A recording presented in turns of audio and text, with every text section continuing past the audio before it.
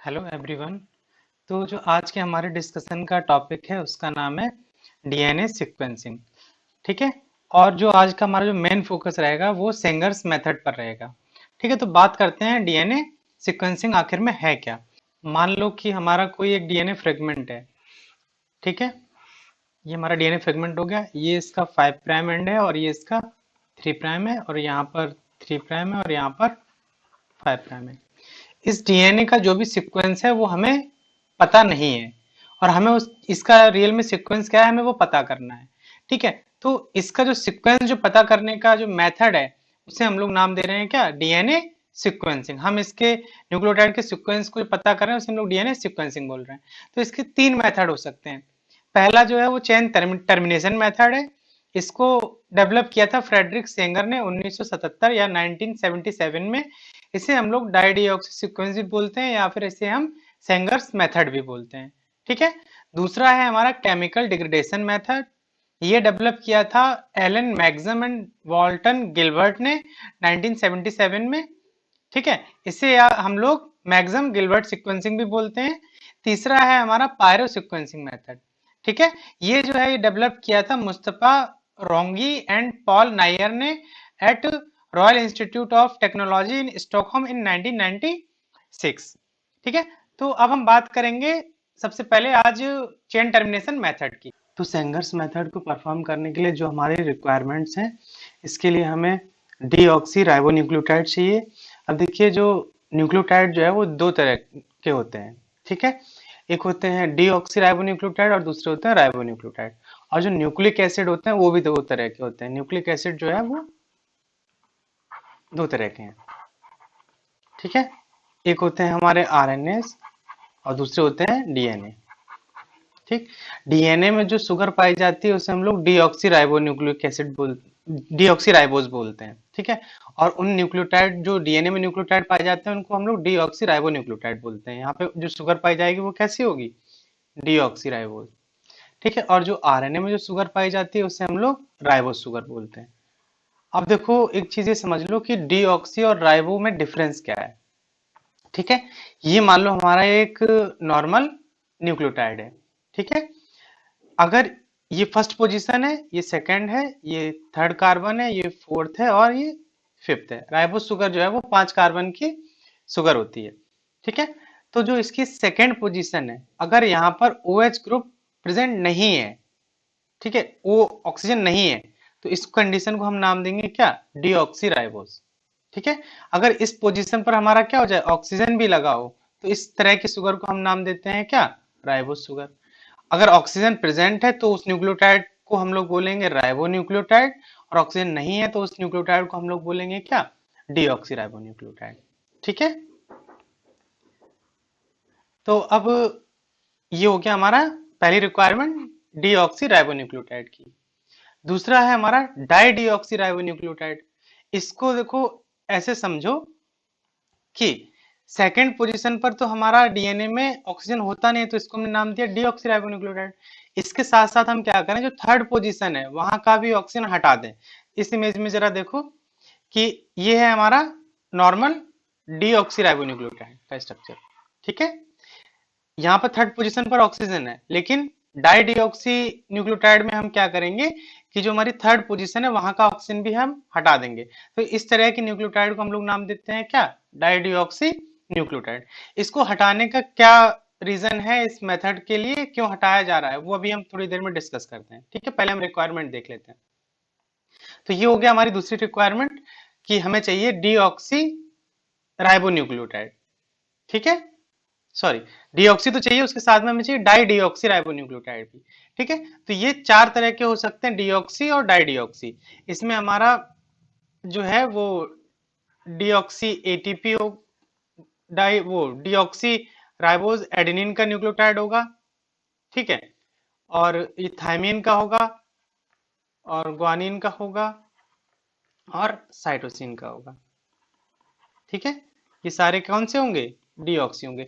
इसी तरह से अगर हम डबल डी लगा दें तो ये हो जाएगा डाई डीऑक्सी के लिए। तो हमें इस तरह के चार चाहिए होंगे, डाई डीऑक्सी एटीपी चाहिए होगा, डाई डीऑक्सी सीटीपी चाहिए होगा, डाई डीऑक्सी जीटीपी चाहिए होगा और डाई डीऑक्सी टीटीपी चाहिए होगा। ठीक है, तो हमने दो रिक्वायरमेंट अभी तक समझी है। एक हमें चाहिए डीऑक्सी राइबोन्यूक्लियोटाइड, यानी कि इस तरह के जिसमें सेकंड पोजीशन पर वो ऑक्सीजन ना हो, और दूसरा हमें चाहिए क्या, डाई डीऑक्सी राइबोन्यूक्लियोटाइड। एक हमें चाहिए डीऑक्सी राइबोन्यूक्लियोटाइड, दूसरा चाहिए डाई डीऑक्सी न्यूक्लियोटाइड जिसमें थर्ड पोजीशन पर भी ऑक्सीजन प्रेजेंट ना हो। तीसरा हमें चाहिए डीएनए टेम्पलेट। डीएनए टेम्पलेट मतलब वो डीएनए का स्ट्रैंड जिसका हमें सीक्वेंस पता करना है, वो वर्क करेगा हमारे लिए एज ए टेम्पलेट की तरह। ठीक है, तीसरा चाहिए हमें डीएनए पॉलीमरेज, और चौथा है हमारा प्राइमर। प्राइमर जैसे मान लो ये क्या करेगा, ये 5 प्राइम है और ये 3 प्राइम है, और ये 3 प्राइम है और यहाँ पर 5 प्राइम है। तो दो तरह के प्राइमर होते हैं, फॉरवर्ड प्राइमर होता है, एक रिवर्स प्राइमर होता है। फॉरवर्ड प्राइमर मान लो यहाँ पर बाइंड किया, उस डीएनए स्ट्रैंड को इस डायरेक्शन में सिंथेसाइज करेगा, और रिवर्स प्राइमर जो है वो यहाँ बाइंड करता है और इसको इस डायरेक्शन में सिंथेसाइज करता है। जो यहाँ पर बाइंड हो रहा है, ठीक है, वो है हमारा प्राइमर, और जो इसको इलोंगेट करने का काम कर रहा है वो काम करेगा हमारा DNA polymerase. DNA strand, newly synthesized DNA strand की सिंथेसिस करने का जो काम कर रहा है उसका नाम है डीएनए पॉलीमरेज। जब हम लोग मॉलिक्यूलर बायोलॉजी भी स्टार्ट करेंगे तो वहां पर हम लोग इन सारी चीजों को डिटेल में देखेंगे। ठीक है, अभी हमें ये समझ लेना है कि हमें ये 5 चीजों की रिक्वायरमेंट है। डीऑक्सीराइबोन्यूक्लियोटाइड चाहिए, डाई डीऑक्सीराइबोन्यूक्लियोटाइड चाहिए, डीएनए टेम्पलेट चाहिए, डीएनए पॉलीमरेज चाहिए, और प्राइमर चाहिए।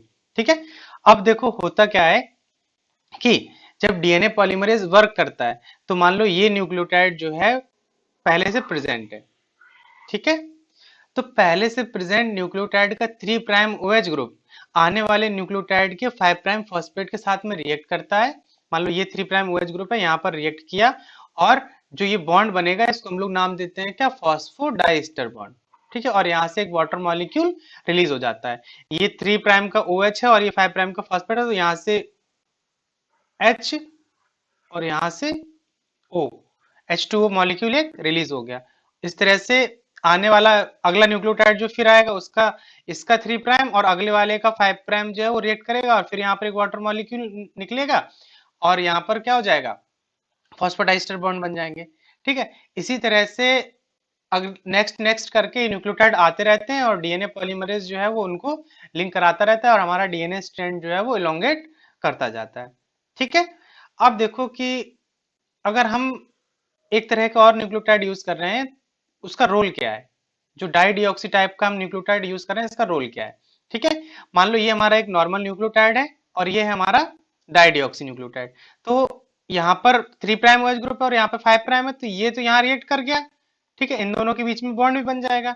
लेकिन क्या होगा कि जब इसके बाद मान लो कोई नेक्स्ट न्यूक्लियोटाइड जो आ रहा है, इसके पास में तो यहाँ पर 5 प्राइम फॉस्फेट होगा और यहाँ पर 3 प्राइम वो होगा, क्या नाम है, OH ग्रुप होगा।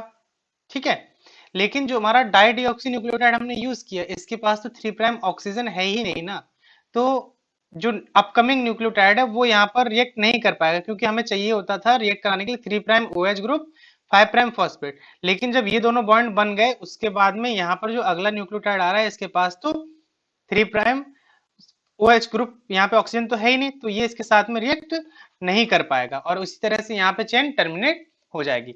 इसको कुछ इस तरह से समझो कि एक ह्यूमन चेन बनी हुई है।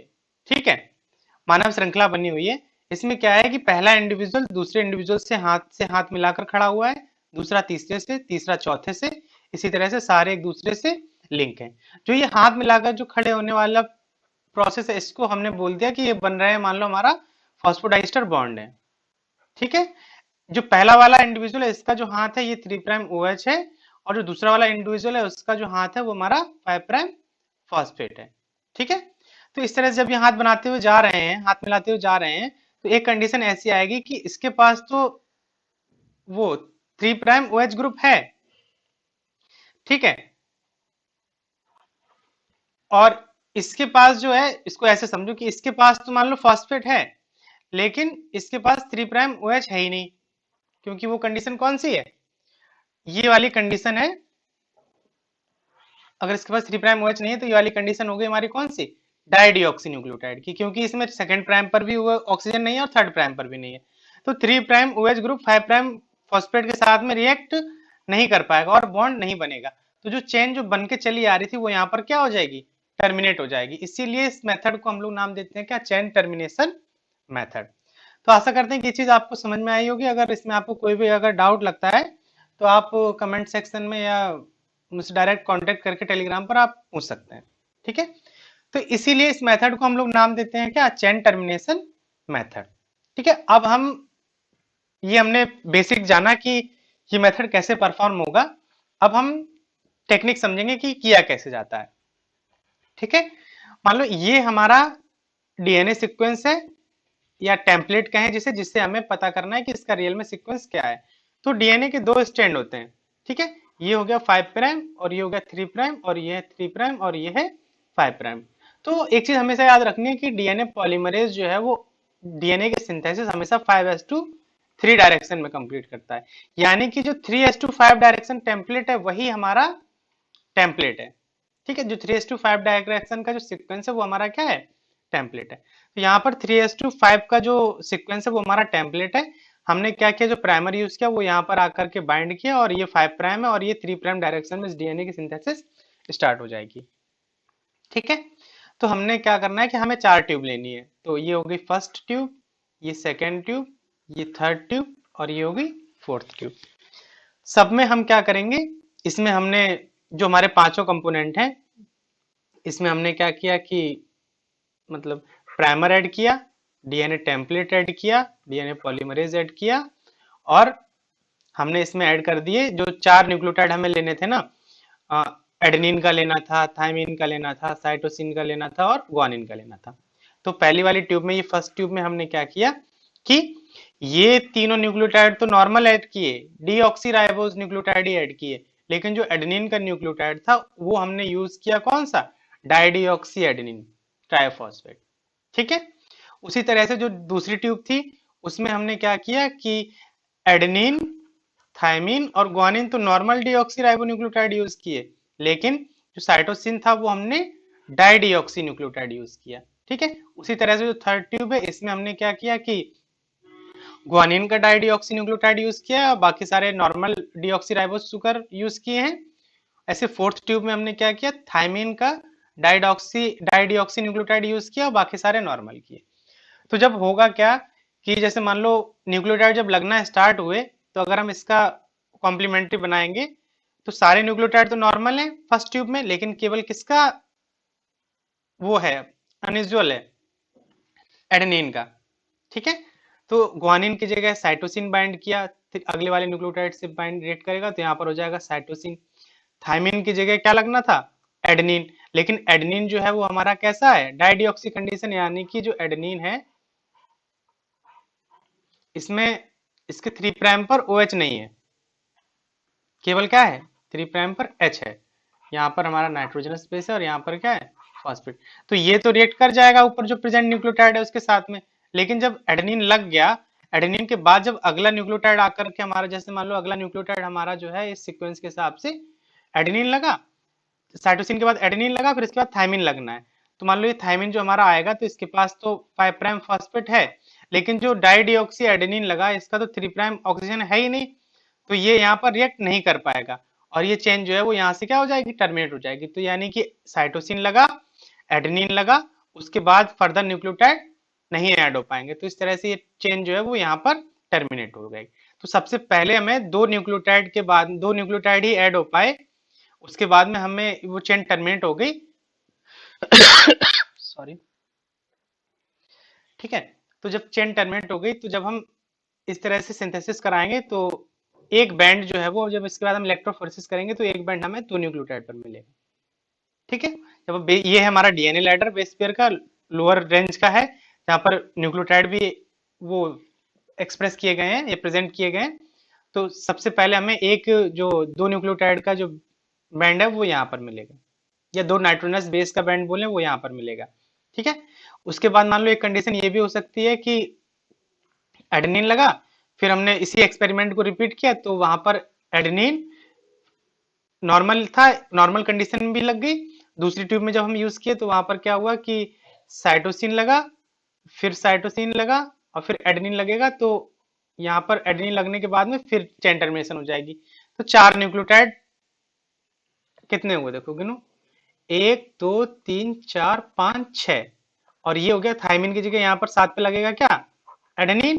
और उसके बाद में 3' ऑक्सीजन है नहीं, तो यहाँ पे फिर से टर्मिनेशन हो जाएगा। ठीक है, 7 न्यूक्लियोटाइड के बाद में हमें फिर नाइट्रोजनस बेस के बाद में हमें एक बैंड और मिलेगा।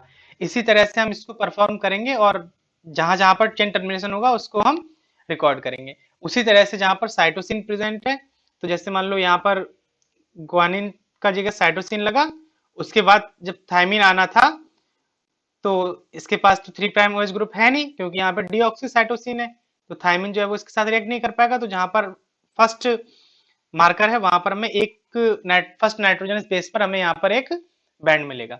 ठीक है, इसी तरह से सारी ट्यूब में हम इसको परफॉर्म करेंगे। उसके बाद हम क्या करते हैं, जेल इलेक्ट्रोफोरेसिस करेंगे। तो वहां पर क्या होगा कि जो इनकी रेंज थी, मतलब जो डीएनए न्यूक्लियोटाइड का सीक्वेंस है, या जो जितने न्यूक्लियोटाइड का हमारा टेम्पलेट बना है, उस रेंज पर हमें बैंड दिखाई देंगे। ठीक है, उसको हम एनालिसिस करके हम बताएंगे कि हमारा डीएनए का सीक्वेंस क्या रहा होगा। ठीक, अब देखो ये जो है इसको हम समझ सकते हैं ऐसे कुछ कि, यानी कि जैसे हमारा फर्स्ट और सेकंड पे बैंड मिलना है, यानी कि 2 न्यूक्लियोटाइड लगने के बाद में हमारी चेन क्या कर गई होगी, टर्मिनेट कर गई होगी। दूसरा बैंड हमें 7 पर मिल रहा है, यानी कि 7 न्यूक्लियोटाइड लगने के बाद में हमारी चेन टर्मिनेशन हुआ होगा। तीसरा 8 पे मिल रहा है, तो 8 के बाद हमारा चेन टर्मिनेशन हुआ होगा। और ये वाला है हमारी ट्यूब जो है वो है किसकी, डाईडिऑक्सी एटीपी की, यानी कि जहां पर टर्मिनेशन हो रहा होगा वहां पर क्या होगा, एटीपी लगना होगा या लगा होगा। ठीक है, तो यानी कि सेकंड पोजीशन पर हमारा एटीपी है, 7 पर एटीपी है और हमारा 8 पर एटीपी है। ठीक है, तो इस तरह से हम पता कर लेंगे कि कहां कहां पर कौन सा न्यूक्लियोटाइड है। अब मेन चीज ये जाननी है कि इसमें क्वेश्चन किस तरह के आते हैं और हम सीक्वेंस किस तरह का पता करेंगे। ठीक है, सॉरी। तो यहां पर कह रहा है the following gel pattern was obtained in an attempt to DNA sequence a DNA molecule using the Sanger method. What is the sequence of the original DNA molecule? तो हमें ये एक ग्राफ फॉर्म में दे दिया गया है, या जेल की इमेज दे दी गई है जहां पर बैंड पैटर्न शो किए गए हैं, और हमसे पूछ रहा है कि इसका सीक्वेंस क्या होगा। तो जब भी हमें कभी सीक्वेंस पता करना होता है तो हम हमेशा टॉप टू बॉटम की तरफ मूव करते हैं। ठीक है, तो यहाँ पर जैसे सबसे पहले जो हमें एक बैंड मिल रहा है वो थायमिन वाली लाइन में मिल रहा है। ठीक है, तो यानी कि सबसे पहला न्यूक्लियोटाइड हमारा क्या रहा होगा, थायमिन।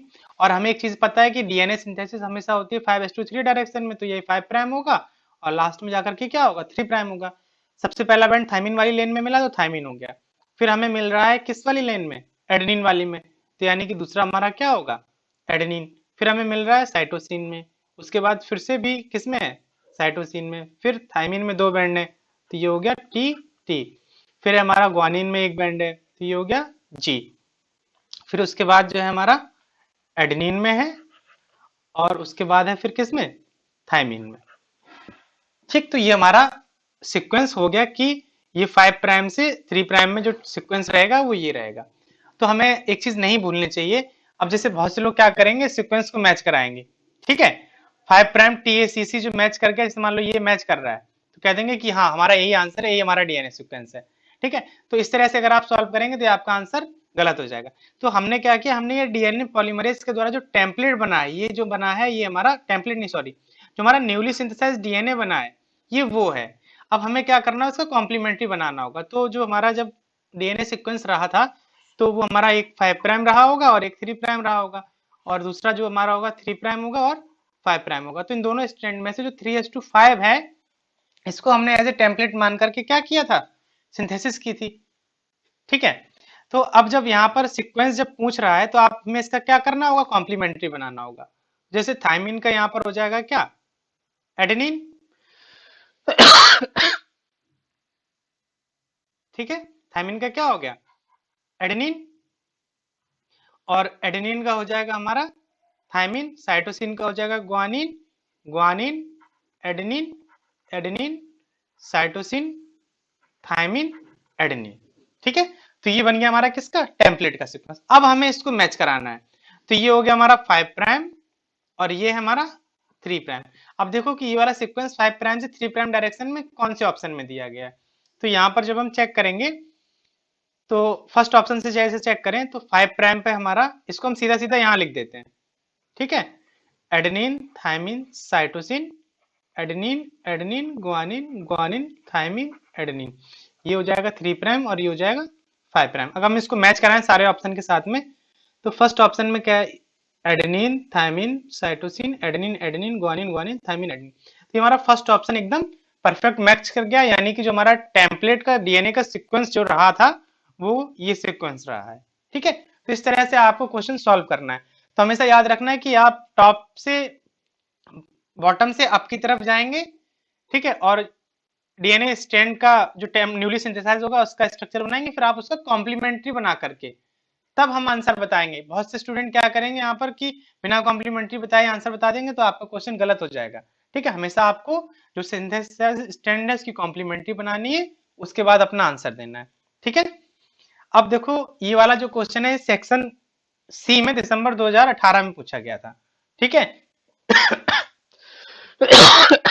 सॉरी। इसमें आपको देखना है कि which one of the following set of essential component are required for Sanger method of DNA sequencing in a required buffer containing MgCl2 and tris HCl। तो इसमें सीधा सीधा ये पूछा गया है कि आप डीएनए सीक्वेंसिंग करना चाहते हैं सेंगर मेथड द्वारा, तो आपकी क्या क्या रिक्वायरमेंट होंगी। तो देखो जो हमने रिक्वायरमेंट के बारे में पढ़ा था, तो हमने पढ़ा कि वहां पर हमारे पास डीऑक्सी राइबोस शुगर होनी चाहिए, ठीक है। उसके साथ साथ डाई डीऑक्सी राइबोस न्यूक्लियोटाइड होने चाहिए, शुगर नहीं कह करके हम न्यूक्लियोटाइड बोलेंगे। तो डीऑक्सी राइबो न्यूक्लियोटाइड होने चाहिए और डाई डीऑक्सी राइबो न्यूक्लियोटाइड होने चाहिए। उसके साथ में हमारे पास टेम्पलेट होना चाहिए, प्राइमर होना चाहिए और आरएनए पॉलीमरेज होना चाहिए। अब ये सारी चीजें मैच करो, जिस ऑप्शन में मैच कर रहे हैं वही हमारा क्या होगा, आंसर होगा। देखो डीएनए टेम्पलेट है तो टेम्पलेट हाँ है, प्राइमर चाहिए, 4 तरह के हमें चाहिए डीऑक्सी राइबो शुगर, और 4 ही तरह के चाहिए हमें क्या, डाई डीऑक्सी राइबो न्यूक्लियोटाइड। 4 तरह के डीऑक्सी राइबो न्यूक्लियोटाइड चाहिए और 4 ही तरह के क्या चाहिए, डाई डीऑक्सी न्यूक्लियोटाइड चाहिए, और चाहिए हमें डीएनए पॉलीमरेज। तो ये पांचों रिक्वायरमेंट जो है वो इस ऑप्शन में फिल हो रही है। तो यानी कि हमारा जो करेक्ट आंसर है वो हमारा फर्स्ट आंसर है। बाकी के में हम देख लेते हैं। तो हमने कहीं भी डीएनए लाइगेज की बात नहीं की, क्योंकि जो बॉन्ड बनाने का काम था तो वो हमारा डीएनए पॉलीमरेज ही कर ले रहा था। तो ये वाला ऑप्शन हमारा क्या हो गया, गलत हो गया। जो अगले ऑप्शन में फिर से लाइगेज की बात कर दिया, तो ये भी ऑप्शन हमारा गलत हो गया।